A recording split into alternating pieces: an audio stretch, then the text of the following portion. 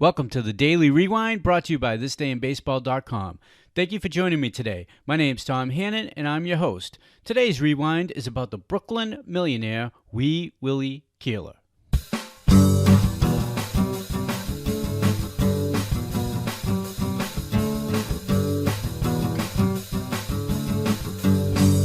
On January 1st, 1923, 19th century star Wee Willie Keeler dies at the age of 50. A master with the bat, Willie Keeler was a demon at the top of the lineup for Ned Hanlon's Orioles in the 1890s. Keeler led his team to 4 pennants, 2 each in Baltimore and Brooklyn, winning 2 batting titles. As a member of the 1890 Orioles, his teams revolutionized the way baseball was played. Keeler was extraordinary at laying down a bunt, chopping the ball into the ground to beat out an infield hit, and parlaying the double steal. Keeler's 44-game hit streak in 1897 was a record until it was surpassed by Joe DiMaggio in 1941. The 5'4" 4.5" Keeler amassed 2,932 career hits and won consecutive batting titles in 1897 and 1898. He batted .341 over his 19-year career, placing him in the top 10 all-time on the batting list. Keeler was known for his famous saying, "Hit 'em where they ain't." And here's an example of Keeler's keen ability to think fast, use the bat, coming from a Washington Post report, January 12, 1908. Boston playing at Hilltop Park in 1904, and pitcher Jack Chesbro was on third, and Keeler was at bat. Chesbro broke for home on the pitch, and Keeler, not having been tipped off to Chesbro's daring intention to steal home, chucked his bat at the sphere, and the ball fell out of reach of both the pitcher and the third baseman. Keeler getting first and Chesbro scoring. After the game, New York manager Clark Griffith asked Chesbro why he had started to run home. He replied that he thought he had seen a signal. Then Griff asked Keeler why he hit the ball, and Willie answered, "I didn't see what else there was for me to do to prevent Chesbro from committing suicide." According to some sources, this was the first instance of the suicide squeeze being used in baseball history. Though it's impossible to verify if that's true, the story was retold for years and years as if it were. Keeler was known as the Brooklyn millionaire when he retired from baseball, though his actual net worth was more likely to be around $200,000. He had invested his baseball earnings in mining stocks and a number of successful business ventures, including some with teammates, real estate, purchasing commercial lots in New York City, and when he retired, he bought a gas station in Brooklyn.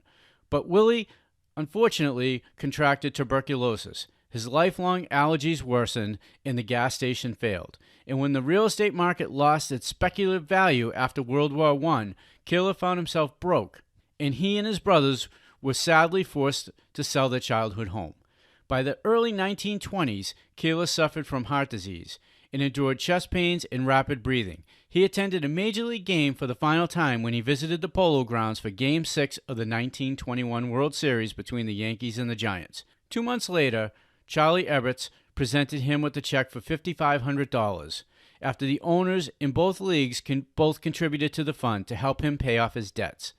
Despite his failing health, having promised his fans and former teammates he'd live to see 1923, Wee Willie Keeler will die on New Year's Day of that year as a result of heart failure. Keeler died without money but a wealth of friends, and his funeral was attended by many of his old teammates as well as baseball's greatest players and managers. Keeler was laid to rest in Brooklyn's Calvary Cemetery in the grave of his beloved mother at his request. To place a memorial to the former baseball star on her grave, her headstone was moved and became a footstone. In 1936, Keeler's name was on the initial ballot for Baseball Hall of Fame. He received 18% of the vote from the Baseball Writers Association of America, and he was named on 42% of the Veterans Committee ballots. The following year, he received 57% of the BBWAA vote, and then 68% in 1938. He was eventually elected in 1939 when he captured 75.5% of the vote. And in June 1939, Keeler was one of 26 baseball immortals inducted at the formal opening of Baseball Hall of Fame in Cooperstown, New York. Now, I have a little treat for you. This is teammate Jim Austin's interview when he talks about being a teammate, a Wee Willie Keeler, and the type of person he was and the type of ball player he was. Listen to his fantastic story. In baseball history. And now you know where we played in those days? We were the Highlanders. The Highlanders. Way up on the end of Broadway, you could look from the stand down the Hudson River. We had Willie Keeler the first year in right field. You played with Willie Keeler. Well, that 1 year. Yeah. Was he still pretty good? He could loop them over the infield better than anybody in the world. He was still? But anywhere. He could pull them, push them, anything. He was no kid anymore. Oh, no, he was about two. How big was he? He was a little fella. He wasn't big as me, and I'm not too big, you know. What kind of a person was Willie? Oh, wonderful fella. He talked to me, he says, Jim, says, if I can help you in any way, I'd like to. And he says, with your speed and everything, you ought to make a great ball player. You've got a great career ahead of you.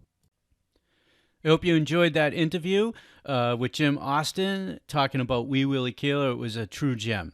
If you want to check out more facts from January 1st, go to thisdayinbaseball.com/January 1st, and you're going to see hundreds of cool facts, birthdays, and players who departed us on that day. Now be sure to check out our show notes, links to player biographies, pages, and catch up on details you may have missed. And please subscribe to our podcast wherever you listen to podcasts so you can enjoy all our future shows. Again, I'm Tom Hannon. This Day in Baseball's Daily Rewind. Thanks for joining us, and we'll see you at the ballpark.